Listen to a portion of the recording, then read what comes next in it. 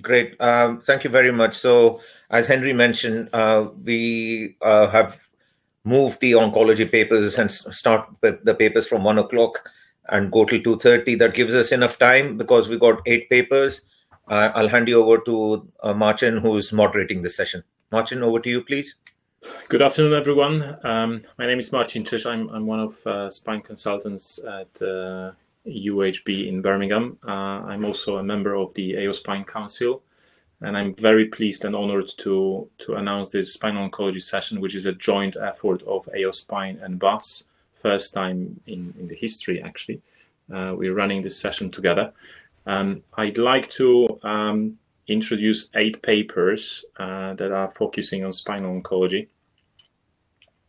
With the first presenter being our friend Naresh, actually presenting a paper focusing on the complexity of the surgical management of spinal metastatic tumors. Martin, I'll play the videos for you in the background. Great, perfect. We're ready to take off, and we've got 7 minutes for each presentation. Naresh, over to you. Greetings from Singapore. I'll be talking about the Surgical Aggressiveness Index in surgery for metastatic disease of the spine. We know that metastatic disease of the spine is an operation that is nowadays becoming essential for treating these group of patients. There are major problems that could be blood loss, and at times the operative times can be longer in these patients. Hence, an invasiveness score to develop or predict surgical duration and intraoperative blood loss may be a good idea. There is a invasiveness score which is already established by Mirza for invasiveness index in spinal surgery. However, it is not appropriate for metastatic spine tumor disease. We wanted to develop a surgical invasiveness index for this condition. To validate, we looked at the blood loss and the operative time. We looked at our retrospective data of patients from 2005 to 2015. The demographic, oncological, and surgical data we collected. And during the data collection, we looked at patients who had higher operative time, that is greater than 230 minutes, and estimated blood loss greater than 650 mils. And they were used to evaluate using the binary logistic regression technique to see whether a plausible metastatic index could be developed. And for this, we had to have weighted variables, and a multiple variable regression analysis was used to predict operative time and estimated blood loss. We can see that this is the demographics of our patients. Majority or nearly all our patients were done through posterior approach or combined approaches. Very few were done through anterior approach. Majority of patients had 6 to 9 levels or less of instrumentation. As we can see, lung is the commonest primary being dealt with in our part of the world. Pathological fracture forms nearly 2/3 of patients who present for metastatic spine tumor surgery. We looked at the components of the SMII, which was developed or rather discussed by a group of 10 surgeons, one of them being from Switzerland. The rest of them were from the teaching hospitals of Singapore. We have assigned the points as mentioned here. Total corpectomy is 4 points. Similarly, pediculectomy gets 2 points. As we can see, we also looked at modifiers. If for hypervascular tumors, 2 points extra were given, and no operative embolization, again, 1 more extra point was given. We can see that SMII was more predictive as compared to Mirza's score for this condition for both blood loss and operative time. We can look at the case example. This is a simple case which we all come across. SIN score of 12, modified Tokahashi score of 13, SMIF 4, and we can see that it gives us an estimated blood loss of 50, an operative time of 146 minutes, and that is what it was for this particular case. A case example similarly predicting a estimated blood loss of 620, 610 mils, operative time of 226 minutes. This is a front and back procedure for a pathological fracture of L2, and it was fairly predictable. Similarly, a longer operation with the larger estimated blood loss, which is a 3-level corpectomy, matched with our SMI predictions. Limitations of this are there may be a selection and information bias since it is a retrospective study. The surgical techniques have evolved in the last few years, and it only explains the trends of estimated blood loss and operative times. The key messages are that it will allow such a formula will allow us to gauge intraoperative blood loss and durations of operation. Thanking you very much.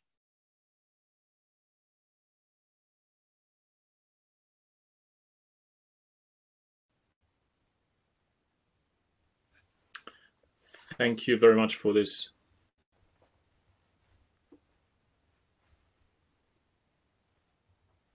Thank you very much for this interesting paper. I've been looking into Mircha's scale, and I'm making this comment because I can't see any questions from the audience. And I know that Mircha's scale has not been validated for the spinal tumors, even though I found it quite useful myself. I know that you've mentioned it on the beginning of your presentation. Could you please explain why you don't find it particularly useful while looking into spinal oncology patients? So it doesn't look like Mr. Kumar is in the audience with us this afternoon. Marcin, may I suggest, if Yes. there are not going to be any questions after each, if we run through each of them back to back, just give a short introduction, we'll take a large Q&A at the end. Okay, so let's move on then. And can I just answer? There was a question from the audience regarding the lecture of Mel Granger. Unfortunately, there was a technical issue with his presentation, which hasn't been submitted. Hence, the lecture was postponed at best, as far as I'm aware. So we are running through 3 papers focusing on oncology, and let's move on to the second one. Good morning, everybody. My name is Mr. Riaz Mohammed. I'm a senior spine fellow. I'm presenting the preliminary results of the vertebral body cement stent for anterior column support in the surgical management of MSCC patients, a study done at the Salford Royal Hospital. In the case of spinal metastasis, cement augmentation has got a limited role in addressing patients' pain, does not address the context of instability, nor is useful when spinal decompression is required. The biggest risk, however, is cement extravasation, and this can happen especially if there are cortical deficiencies, in which case this is not indicated.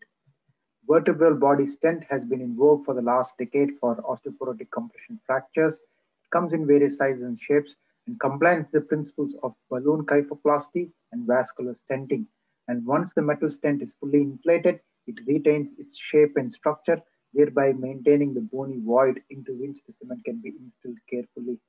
It prevents and reduces the risk of cement extravasation, as well as supports the anterior column adequately.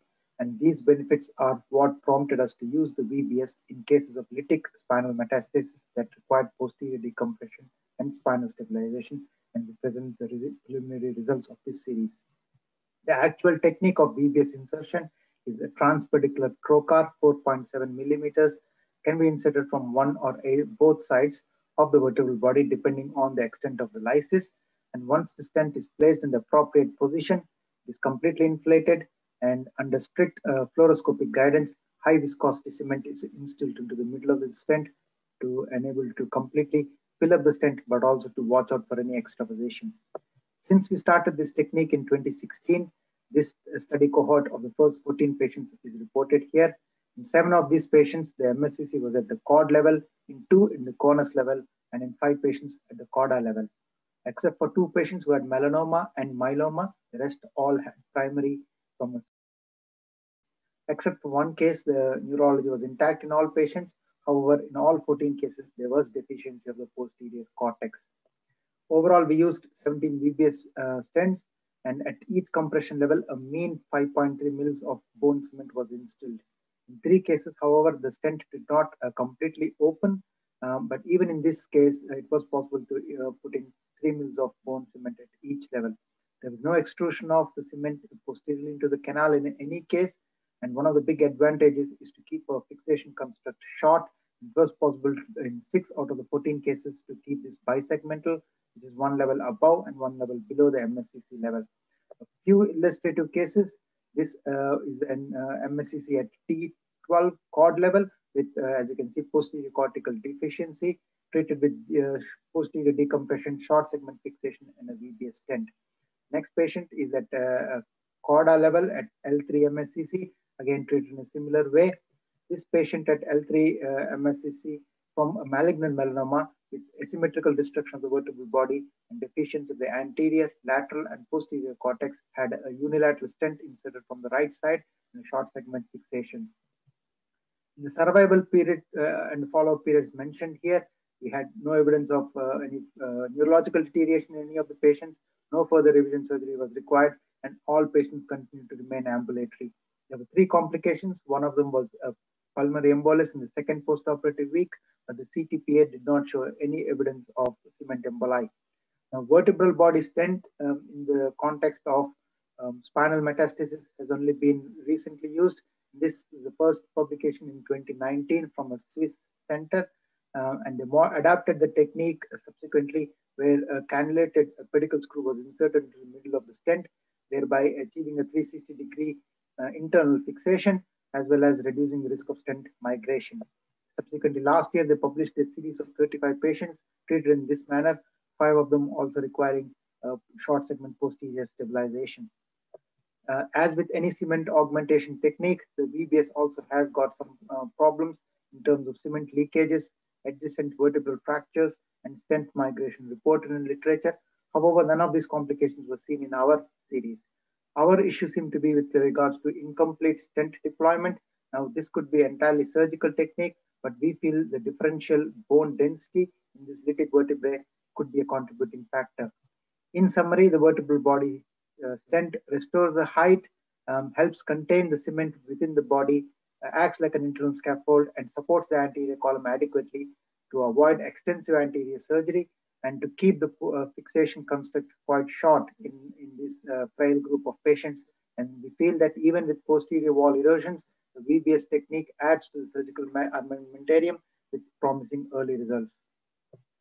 Thank you. That's the end of the paper.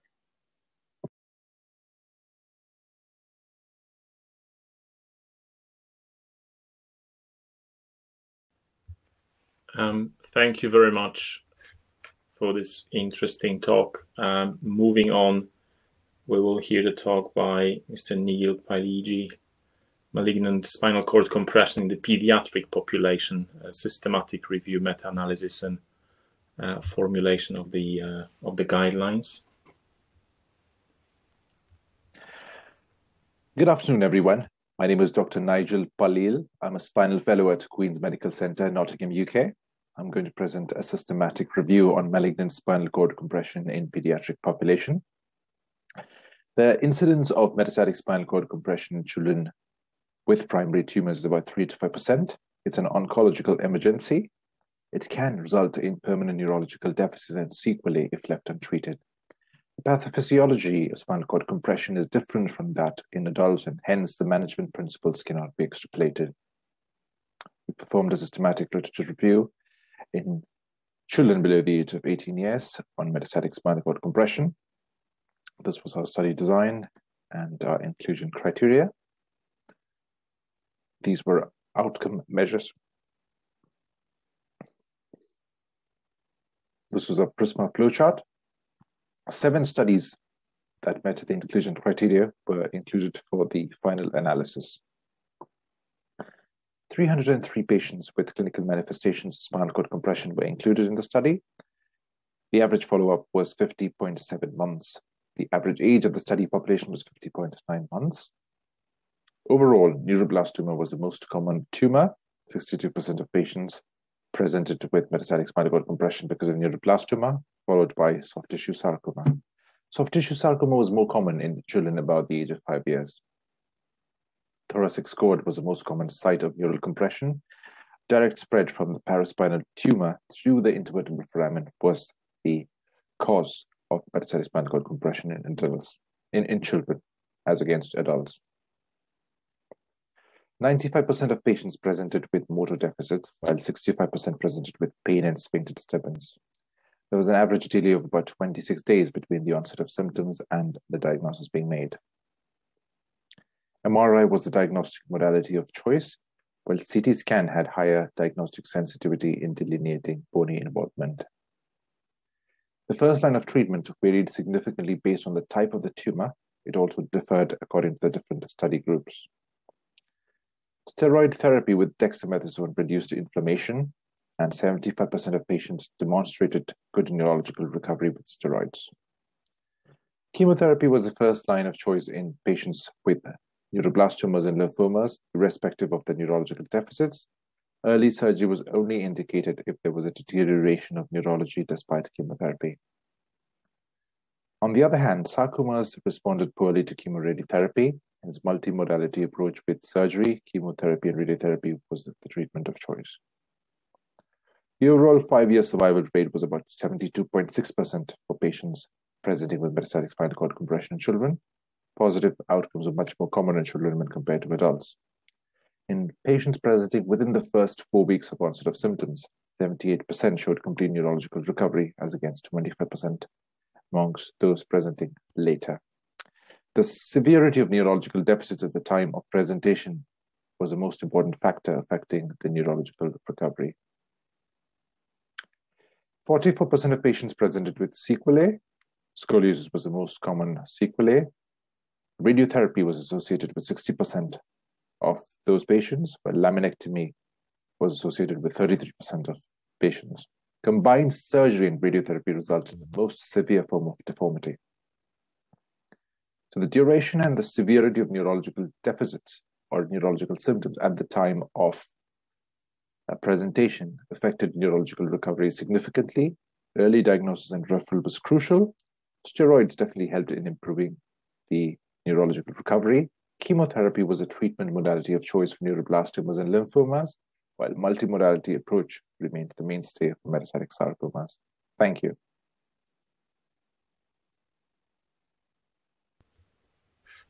Thank you very much for this talk. I think we will move on to another one, and if the time permits, and it seems to be possible, we may break up for a few questions because there are a few moderated very nicely. So I would suggest we proceed with the talk by Jibin Francis, talking about evaluation of metastatic cord compression referral pathway at the regional referral center. Hello, my name is Shihab Samaha. I'm presenting to you assessment of regional referral pathway for patients with metastatic spinal cord compression. MSCC is a significant comorbidity affecting patients with cancer. It has a devastating effect on the quality and quantity of their life. 20% of patients present with MSCC as the first sign of cancer. The number of patients suffering of it is increasing due to increased survival rates. Usually patients present with back pain preceding any neurological deficits, and the way we manage them vary based on the extent of the primary, when and how they present, and most importantly, their prognosis. We usually offer them high dose of steroids at the start, assess if patients with stable spine. If the tumor is radiosensitive, we offer them radiotherapy. If the patient's spine is unstable, we assess if the patient is fit for surgery for decompression fixation. NICE guidelines are specific. Where MSCC is suspected, They suggest imaging should be obtained as soon as possible, ideally within 24 hours, and the ideal modality would be an MRI, and then a definitive decision should be made within 24 hours of the MRI. The time changes if the suspicion for spinal mets for obtaining imaging within 7 days of the presentation, and a definitive decision within 7 days of the imaging. There is an MSCC coordinator in all centers, and it's usually the local oncologist. And the aim of these guidelines is to ensure we pick up about spinal pain due to spinal mets before developing any neurological deficits as they worsen the prognosis. East Anglia pathway has last been updated in 2016. It requires patients get an urgent MRI locally, refer to be discussed with the MSCC coordinator, who is usually a local oncologist, and a consultant oncologist to decide on surgical referral. We use Orion for referring pathways. Patients presenting with spinal pain and instability are under the category of MSCC on Orion. We've audited the referrals to a neurosurgery department in Addenbrooke's Hospital between 2017 and 2019, retrospectively reviewed 174 patient records and online referrals. Variables assessed included their MRS, MSCC or spinal mets, decision within 24 hours for MSCC and within 7 days for mets, and the key factors playing a role in delaying the decision-making. We found that only 37% of the patients received a definitive decision within 24 hours, and the factors delaying the decision-making varied mainly due to awaiting oncological input. Some were waiting for spinal imaging, MRI or CT, while others were waiting for more clinical information about neurological deficits or spinal surgical inputs. We found that MRI was not available in 35% of the referrals. When we assessed the response where MRI was available upon referral, found that 68% of the patients received a definitive decision within 24 hours. MRS was reliable in 41% of the cases, but inaccurate in 59%. Oncology input was only available in 27% of the referrals. Reference centers varied in the response. As you can see, some centers had more delays than others, and that's usually due to lack of investigations and oncological inputs. Of the referrals, 71% were not accepted, 18% were accepted and operated on, while 11% were not accepted but not operated on. The audit recommendations included that MSCCNs and spinal mets should be differentiated on the online referral pathway. It also stated that the MSCC coordinator should be included in all referrals and should have access to the online referral system. Most importantly, to ensure that the referring clinicians have appropriate clinical information, most highlighted to be the prognosis, as it's a vital role, as it has a vital role in making the surgical decision, since patients with MSCC require high morbidity, surgery, and the prolonged rehabilitation time. Therefore, it's inappropriate to be offered for patients with poor prognosis. Lead oncologists should be updated via the MSCC coordinator. It also states that the referral pathway to be reinforced and NICE guidelines educated to referring centers to ensure the maximum use of the available resources. We generated a flowchart based on NICE 2014 quality standards published to help the referral centers and oncology service decide on surgical referral. Our aim is to make sure that the message about spinal pain is widespread so we can pick up and intervene before developing any neurological deficits, so we give our patients the best chance to recover. Thank you, and now for questions.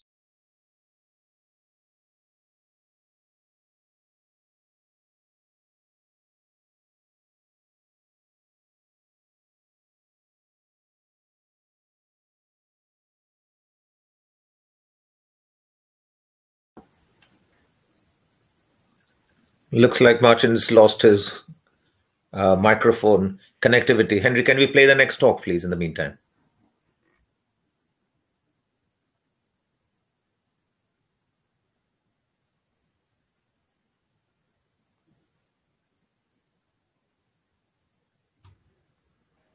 Which is the next paper you want, Sachin? Sorry, number one? Yep, sorry, bear with me. 327, there you go.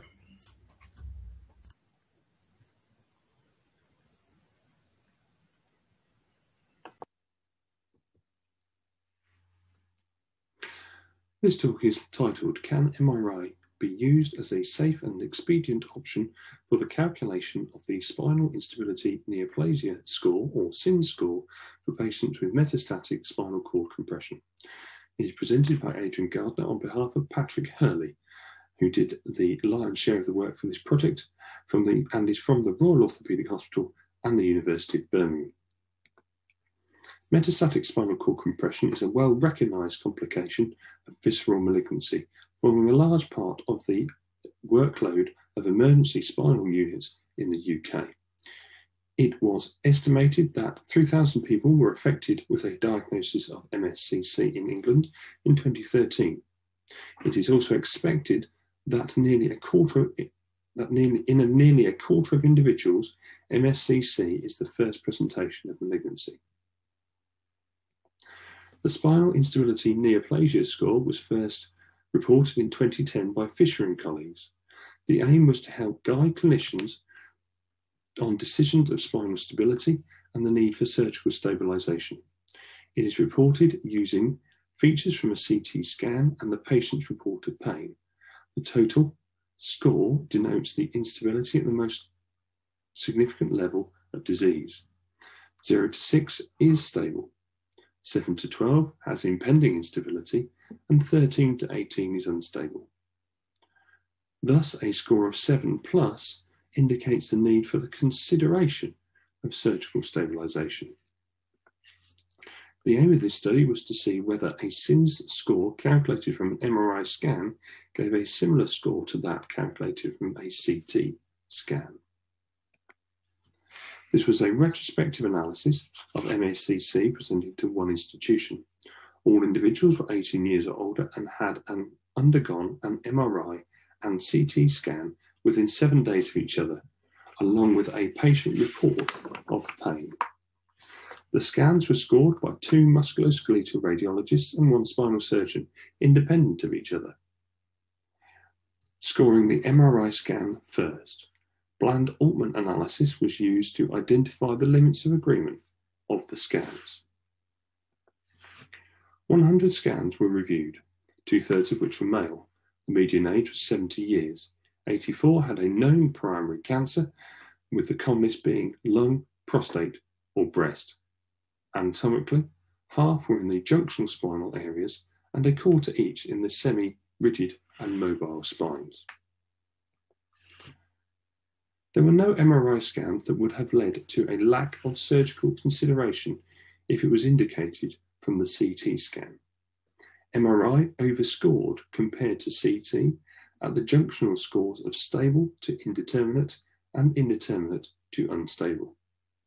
Limits of agreement were at their highest 0.37 points and were greatest for the surgeon rather than the radiologists. The MRI SINS score would have saved an average of 2 days to a decision of its stability when compared to the CT scan. This is an example of a lytic lesion on MRI and on CT, a sclerotic region on CT, which is lytic on MRI, a lesion that is lytic on CT and mixed on MRI,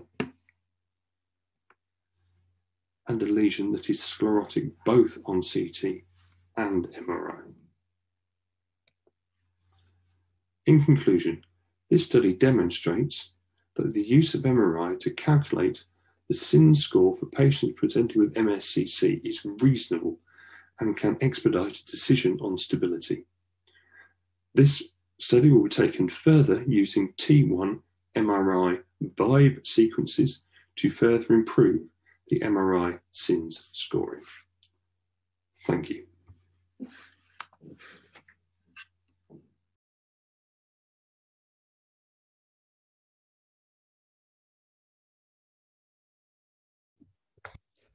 Good afternoon, ladies and gentlemen. My name is Surya Gandham, and thank you for allowing us to present our work on expandable titanium cages in vertebral compression fractures caused by multiple myeloma.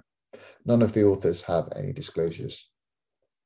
Myeloma constitutes 2% of all cancers in the United Kingdom, with vertebral compression fractures, or VCFs, occurring in 34 to 64% of patients. These VCFs can cause pain, deformity, and reduced health-related quality of life. Conservative management is the mainstay of treatment, but those who fail this are candidates for operative intervention. The National Institute for Health and Clinical Excellence, as well as the International Myeloma Working Group, both advocate the use of conventional vertebroplasty and balloon kyphoplasty techniques. These techniques have been associated with complications such as cement leakage, adjacent level fractures, and no restoration in vertebral height. Third-generation techniques and implants have therefore been developed to improve outcomes. These third-generation implants take on various forms and philosophies. On the left of your screen is Kiva, a peak polymer implant which mimics the biomechanical properties of bone to prevent adjacent level fractures. In the middle of your screen is SpineJack, which is a titanium implant which allows the restoration of vertebral height. On the right of your screen is the OsseoFix implant, which we will discuss in more detail on the next slide. It is an expandable titanium mesh implant which is inserted into the body of the affected vertebra. It is then expanded, and the manufacturers claim that it acts as a scaffold which restores and maintains vertebral height. It uses less cement per implant than conventional first or second generation implants, and therefore reduces risk of cement leakage and adjacent level fractures. The objectives of this study were to evaluate the clinical and radiological patient-reported outcomes in a series of patients with multi-level VCF secondary to multiple myeloma treated with the OsseoFix implant. We retrospectively reviewed adults with multiple myeloma and greater than one VCF who met the indication for augmentation as per NICE and International Myeloma Working Group criteria over a 2-year period from our tertiary referral unit. Clinical outcomes, including complications, were noted. Radiological variables, including thoracic Cobb angle and vertebral compression ratio, were calculated. Patients reported outcomes from the BritSpine registry preoperatively and at 12 months post-surgery were gathered. Wilcoxon-signed rank and paired t-tests were used to examine longitudinal changes in outcome measures, and multivariate linear regression was also used to predict visual analog score and Oswestry disability score outcomes. The process identified 16 patients with 12 males and 4 females. The average age was 62 with a median ASA of 3. 82 levels were augmented in total with an average of 5 levels per patient. 69 levels underwent biparticular augmentation, whilst 13 patients underwent uniparticular augmentation. In total, 152 implants at an average of 10 per patient were used. The lumbar vertebra constituted the most augmented area. There were no intraoperative or postoperative complications at 1-year follow-up, including cement leakage and adjacent level fractures. Median hospital stay was 1.5 days. The average vertebral correction ratio improved, but the global kyphosis worsened, although this was not statistically significant. Both visual analog scales and ODI improved when compared to preoperative scores. We also found that the more implants used per patient, the greater improvement in PROMs. After performing linear regression modeling for our dataset, we again found the total number of implants used having a statistically significant effect on ODI and VAS. In conclusion, we believe that expandable titanium implants such as OsseoFix are a safe and clinically effective method of relieving pain, improving function, and stabilizing vertebral compression fractures in myeloma patients. We report better outcomes with more instrumented levels, but did not see a significant improvement in vertebral height or kyphosis. Such implants should be considered by national and international organizations as another treatment strategy in multiple myeloma patients suffering from symptomatic vertebral compression fractures. Thank you, and we welcome any questions. Thank you very much for this great talk and outstanding presentation. And I think we're moving on to another talk, which I believe is going to Ms. Aziz. My name is Shahid Aziz. I'm a Spinal TIC Fellow here to share with you our work on spinal cord compression outcomes of treatment, this group Delphi study. We have nothing to declare. 1 in 2 of us in the United Kingdom will be diagnosed with a form of cancer in our lifetime, but more of us are beating cancer, with survival doubling since the 1970s. But there has been a surge in metastatic spinal cord compression. These patients are often complex to manage, and there are many scoring systems. NICE guidance was updated over a decade ago. Our aims were to identify thresholds for surgical intervention, identify factors that influence those thresholds, and identify where there is any variation between surgeons and centres. We therefore conducted a modified Delphi study by creating clinical vignettes, identifying our expert panel, obtaining their consent, deciding on rounds and agreement thresholds, and then feeding back and reporting to our expert panel. We created clinical vignettes on the most commonly occurring primary tumours, including cancer of unknown primary. An example of this is a 67-year-old man with known prostate cancer presents with 3 months history of back pain that has been worsening over 3 days. Both legs feel subjectively weak over 24 hours. Clinically, he had reduced sensation and an absent anal tone, but his bladder function was normal. His imaging showed extensive sclerotic lesions, but there is destruction of T7 and T8, but he had no visceral metastases. We had representation from a wide range of countries. We'd invited 90 experts, 35 agreed to take part, but 24 completed the first round and 22 completed the second round. We had a total of 312 years of experience, with the majority of our experts managing more than 25 patients a year. The SINS was the most commonly used scoring system. There was some variation between the United Kingdom and international experts. There was some more variation between centres in the UK than internationally. In terms of management, when it comes to prostate, breast, or renal cell carcinoma, the majority of experts chose to intervene surgically, less so in lung and multiple myeloma. But in cancer of unknown primary, more have decided to investigate further. When looking at the important parameters, a parameter median score of 8, 9, or 10 was deemed as very important, depicted by the green, and less important were 5, 6, and 7. The lighter shade is where an agreement of 80% had not been reached. As you can see, for functional status, neurological function at presentation, and primary tumour, an agreement was reached in all 6 clinical vignettes. Looking at each and every of the clinical vignettes, in the cancer of unknown primary, the type of lesion was deemed as more important than the primary tumour. A pain threshold was higher in lung and multiple myeloma for surgical intervention of 7, whilst it was 6 in the remaining clinical vignettes. Surgeons have decided that there was no time limit for surgical intervention, but they were not keen on operating on paralyzed patients. This is a summary of the treatment algorithms, and where patients have a good performance status, good life expectancy with some preserved neurological function and a responsive tumour, surgery could be recommended. But careful consideration should be sought in multiple myeloma and lung. The objectives were to control pain primarily. So in conclusion, we had over 312 years of experience. There were some variation between centres and regions.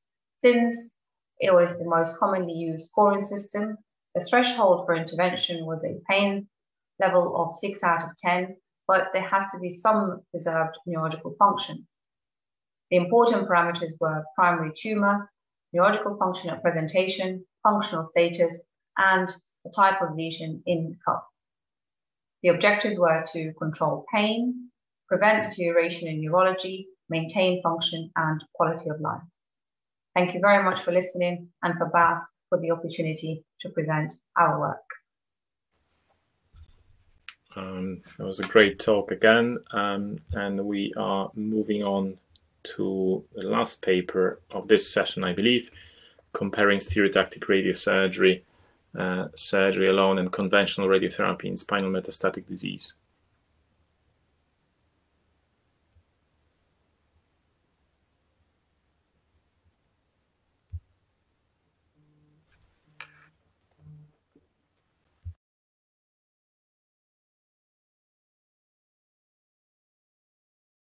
Hi, good afternoon. My name is Priyanshu Saha, and I'm a third-year medical student from St. George's University of London. My review looks at the effectiveness of stereotactic radiosurgery in the treatment of spinal oligometastatic disease, determined by local control, overall survival, pain response, and toxicities. Hellman and Weschelbaum described oligometastatic disease as a state of cancer with limited number of detectable intermediary metastatic tumors with limited disease burden between localized lesions and widespread metastases. Spinal stereotactic radiosurgery is a method of delivering dosage of radiation therapy in a single or limited number of fractions with a high degree of conformity allowing treatment near the spinal cord and other critical structures. It has been shown to have improved tumor control and improved pain control. In the past, the Tomita surgical classification of spinal tumors was used to determine the modality of treatment for bony vertebral metastases. Oligometastatic disease presented as a type 1 to type 7, so it was not exactly very clear of how to go about the treatment. Now the epidural spinal cord compression grading scale proposed by Bilski is used hand in hand with the neurological, oncologic, mechanical, systemic framework to grade oligometastatic disease and suggest which treatment modality is the optimal. As oligometastatic disease, it does not reach within 2 millimeters of the spinal cord. It often is graded as a low-grade ESCC and a radioresistant tumor, which can be indicated for SRS. However, it can advance into high-grade ESCC or radiosensitive, and it can be indicated for conventional external beam radiotherapy or separation surgery. Stereotactic radiosurgery has been shown as a paradigm shift in oncological surgery. SRS is a linear accelerator mounted on a robotic arm capable of firing several X-ray or gamma or proton beams of radiation in any direction. It is non-invasive, it has minimal damage to the spinal cord, it has minimal morbidities post-treatment, and has improved tumor and pain control. In my methodology, I did a systematic review following the PRISMA guidelines. I looked at several online databases, and I made a study eligibility criteria that looked at local control, overall survival rate, pain response, and toxicities. My results on the left, you can see are the 9 studies that were used in my systematic review. There was a patient population of 601. I looked at the follow-up after stereotactic radiosurgery, which was 12 months, 24 months, and 60 months. I looked at local control, I looked at overall survival rate, I looked at pain response, and I looked at toxicities. And one study in particular also compared SRS with surgery and CBRT and looked at the local control comparison. Local control rate is the patient population that is disease-free at a time period after treatment. The local control at 12 months was reported by 9 studies, all studies, which were shown to be 89%. The local control at 24 months was reported by 3 studies, which was 87%. And the local control at 60 months, reported by 1 study, was 78%. The overall survival is the patient population that are alive after a time period after treatment. The overall survival at 12 months was reported by 6 studies, which was 79.4%. The overall survival at 24 months, reported by 2 studies, was 80%. And the overall survival at 60 months by 1 study was reported to be 60%. 4 studies reported improvement of pain after stereotactic radiosurgery. This was determined by the stopping of analgesia use after SRS, and the comparison of pain before and after SRS, or complete absence of pain after SRS. However, one study did respond an increase of pain after stereotactic radiosurgery. 70 patients, which is 12% of the patient population, reported experienced grade 1 and grade 2 toxicities. 5 patients, which is less than 1% of the patient population, experienced grade 3 toxicities, and 23 patients, which is 4% of the population, experienced vertebral compression fractures. One study that was key was Barzilai et al., and it looked at the local control rate of stereotactic radiosurgery at 12 months, which was 84.8%, and it looked at also surgery and CBRT. Surgery with conventional external beam radiotherapy showed to had a local control 65.5% at 12 months. Surgery without conventional external beam radiotherapy was 62.5%, and conventional external beam radiotherapy alone was 57%, proving that SRS is the optimal line of treatment. In conclusion, SRS has a high local control rate, high overall survival rate, improvement in pain after treatment, and it has lower toxicities when comparing it to surgery and conventional external beam radiotherapy.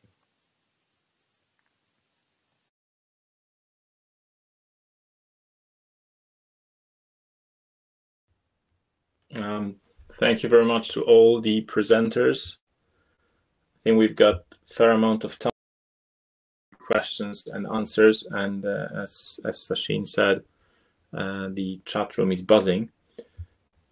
We thought of grouping the questions relevant to the author, and I think Mr. Mohammed is the first one who's had questions asked. The first question, Mr. Mohammed, I think you are with us. And the first question to you is regarding viscosity of the cement that you used in your study. Can you comment on that?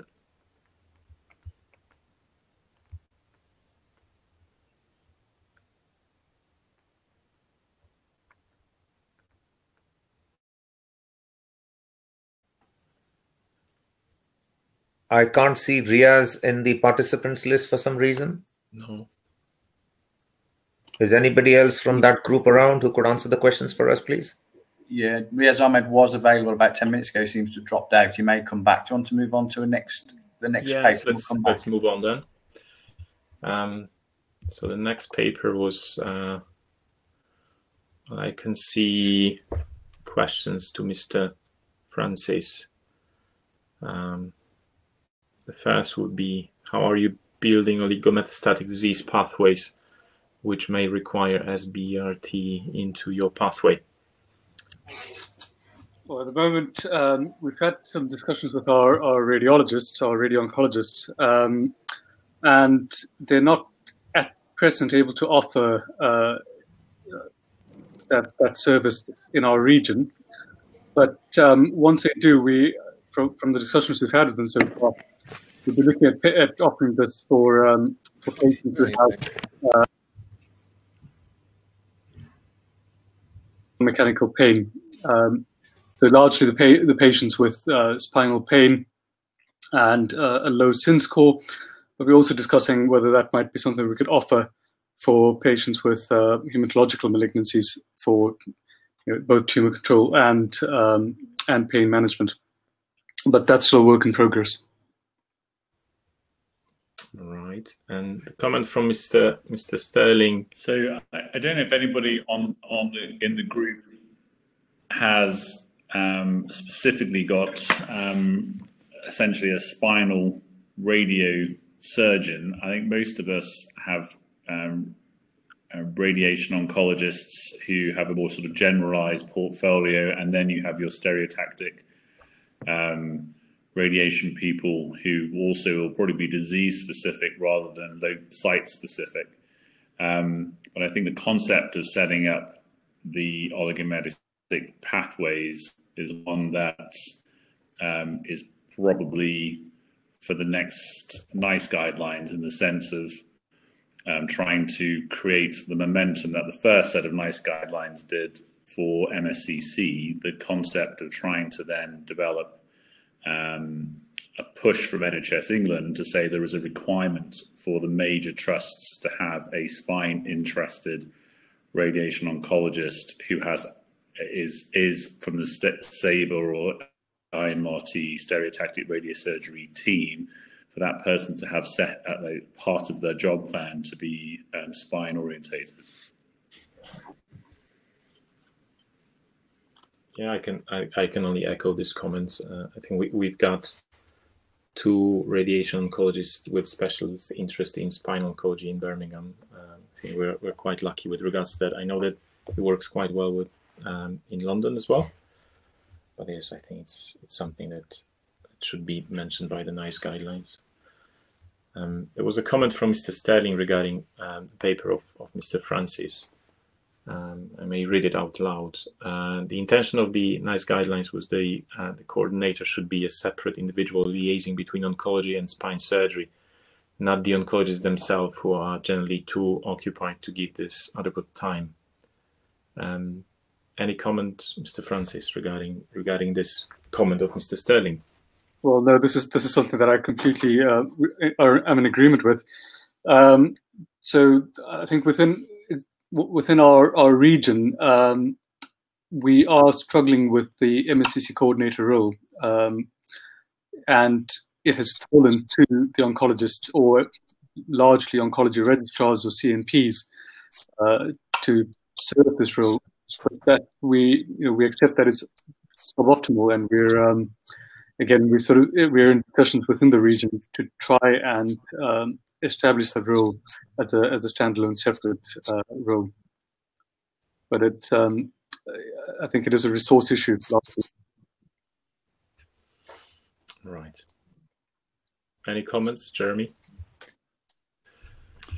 I just don't think there's going to be any new money unless something is mandated. So if you're trying to, I mean, we basically have the same situation, and it's not optional. I think we've largely corrected for that in the COVID period, because we now have the oncologists dialing into something that didn't exist before COVID, which is a morning dial-in every day. So now they have that, and so I guess the coordination is by electronic referral and a catch-up every morning at 8:30 with an oncologist, and so the liaison then becomes clearer. And probably IT is a solution to a lot of these problems in a way that we just didn't use IT 12 months ago that we do now. So there may be solutions that doesn't involve a £40,000, £50,000 a year coordinator that might only be present, 2 days a week, or two coordinators that might be present 5 days a week. And so maybe that IT is a solution for us all to be looking for. I think it's been set up by actually Alistair at the RH in a very nice way. There is a CNS dealing with MSCC who does liaise with the oncologists. It doesn't work that well at UHB. I'm not sure what's the solution. We're trying to recruit a person who would be the point of liaison, but at the moment I think it's similar to all other departments. So we just talk to the oncologist directly, trying to find out further treatment options, prognosis, etc. There are a few interesting questions regarding Martin. this. Yes. Sorry, Mr. Mohammed is back in because you were looking for him earlier. I thought of no. However, sorry, I just to let you know that he's back in. Great. I would run to two very interesting questions regarding this paper. One is regarding carbon fiber implants in oligometastatic disease, whether there is any evidence supporting its use. Another one by the same person, Mr. Shetawai, regarding CT myelogram prior to after separation surgery, as we've all seen in Bilski's papers. We don't do that, but if you could please comment on these two questions, and then we may be able to add something. That would be great. Mr. Francis,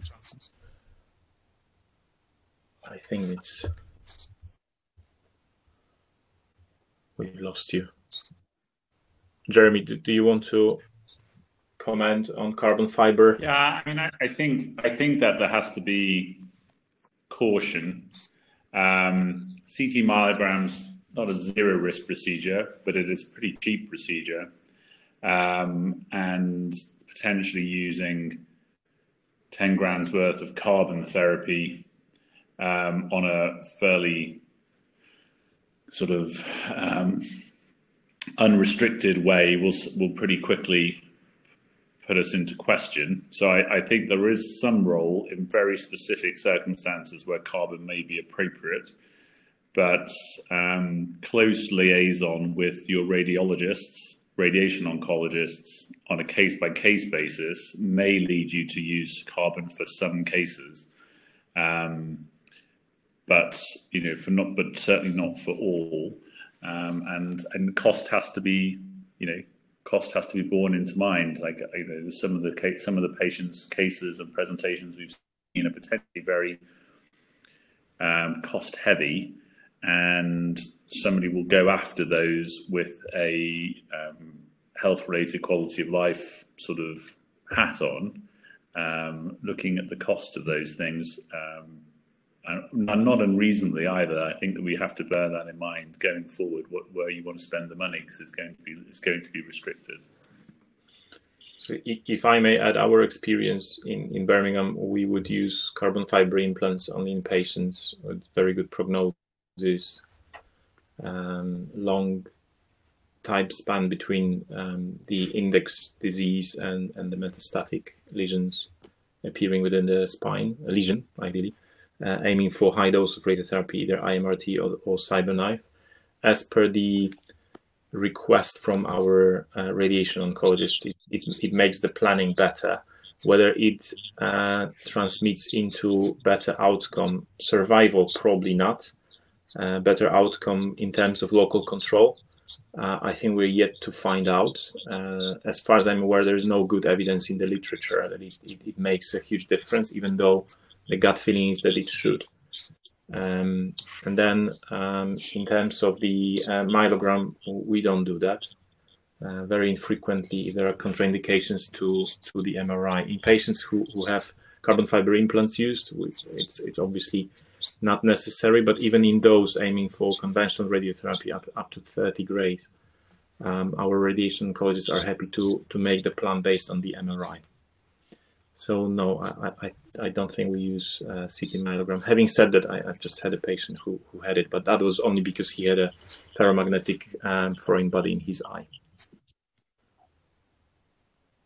But the cost of that CT myelogram and the ease of use of carbon versus traditional implants, you do have to be like, that has to be all in one package. So I don't think that we can say we should use this because it saves the radiation oncologist 30 minutes of planning time, when it might cost £4,000 extra, £5,000 extra to do the surgery, where 30 minutes worth of planning time might only cost you 300 quid.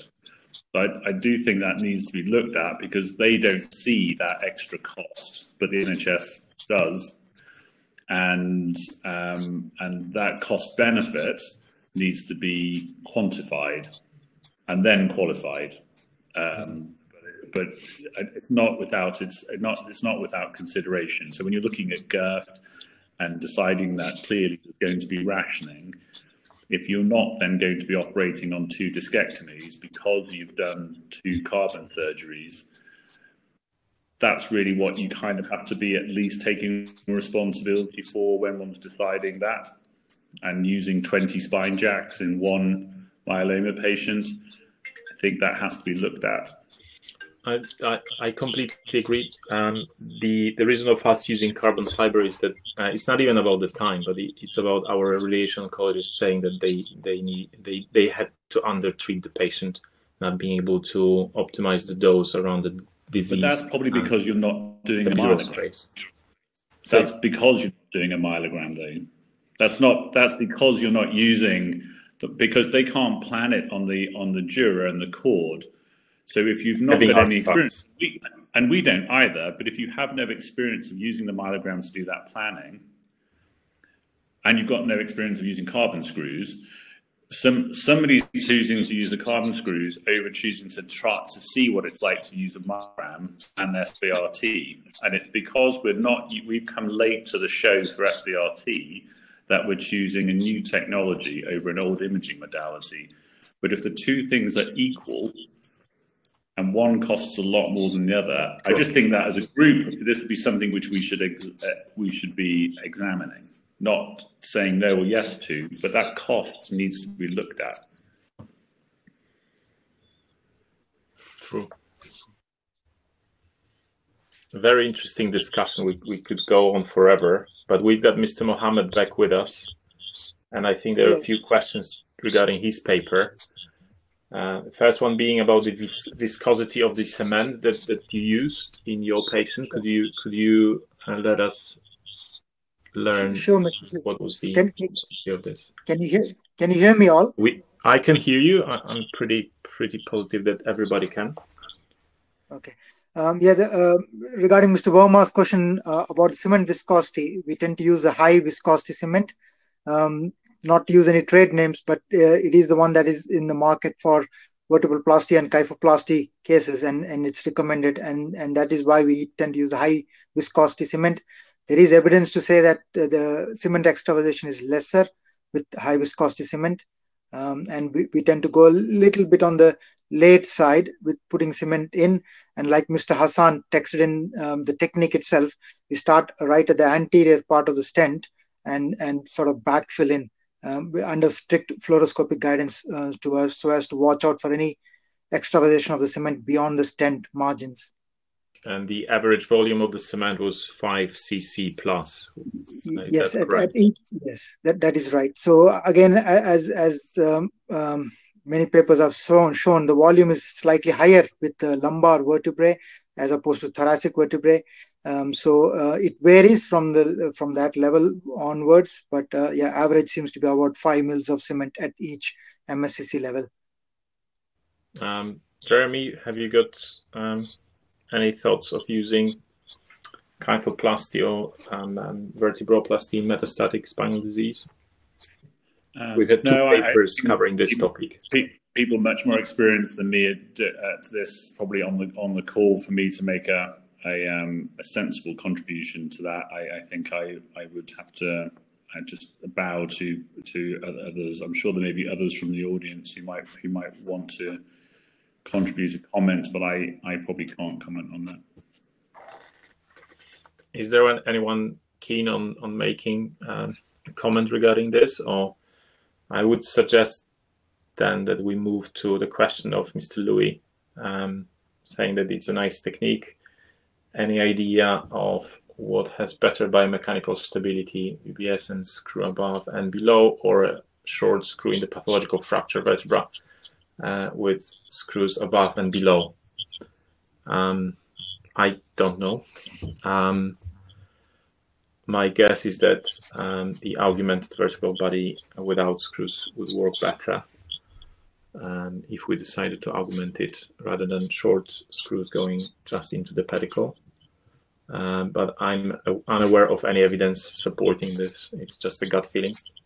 I mean, in terms of the augmented screws, there's pretty good evidence that augmented screws are relatively dangerous from a leakage perspective, much more so than vertebroplasty and kyphoplasty techniques, because you're hiding a lot of the leakage with the screw and a lateral, and so getting leakage is really quite common when you're looking at the papers presented on that.